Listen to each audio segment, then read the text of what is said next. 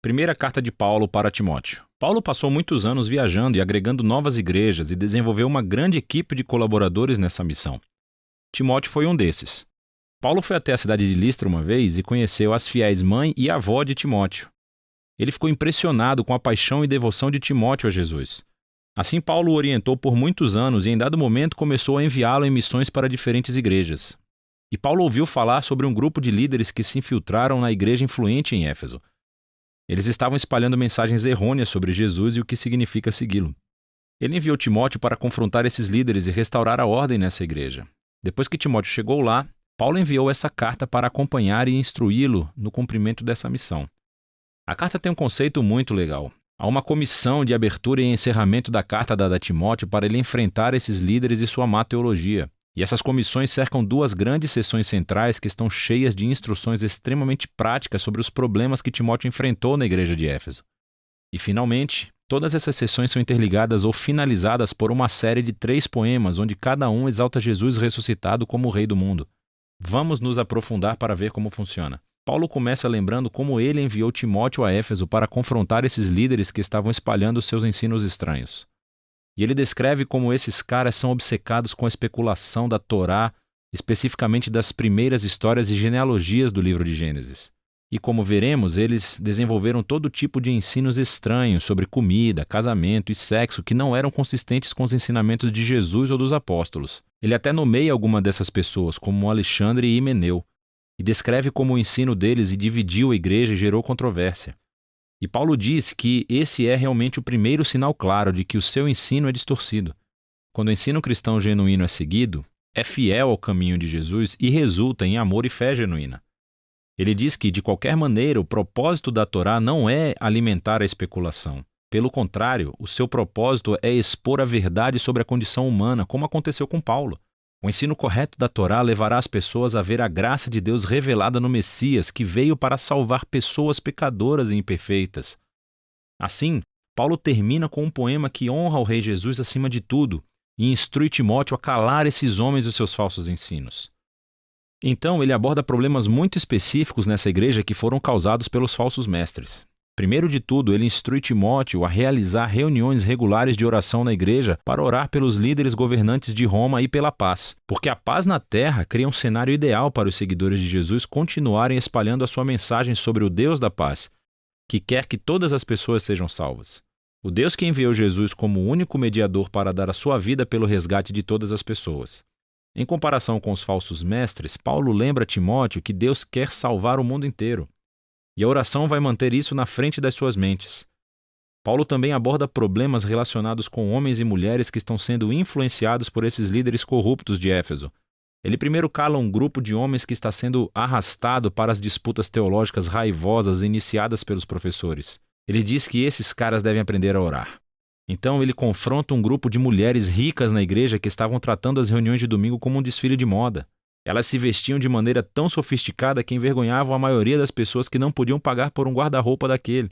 E não apenas isso, mas algumas dessas mulheres também estavam usurpando posições de liderança na igreja. E estavam ensinando aos outros a má teologia dos professores corruptos.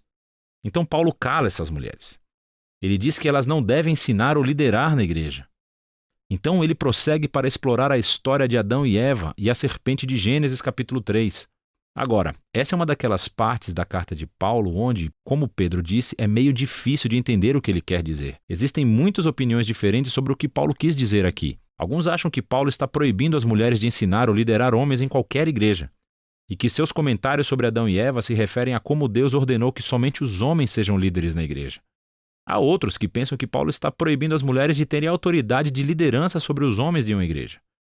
Mas que, uma vez educadas, as mulheres devem e podem ensinar como líderes em uma igreja sob a liderança masculina. E há ainda outros que pensam que Paulo está proibindo as mulheres somente em Éfeso, e que os seus comentários sobre Adão e Eva são uma comparação de como essas mulheres foram enganadas pelos falsos professores. Qualquer que seja a sua opinião, para Paulo, está claro que essas mulheres efésias precisam estar sob a liderança de Timóteo e obter uma educação teológica adequada. E o objetivo é ajudá-las a crescer para que um dia possam se tornar as ministras de destaque que Paulo menciona em outras cartas, como Febe, Júnias ou Priscila.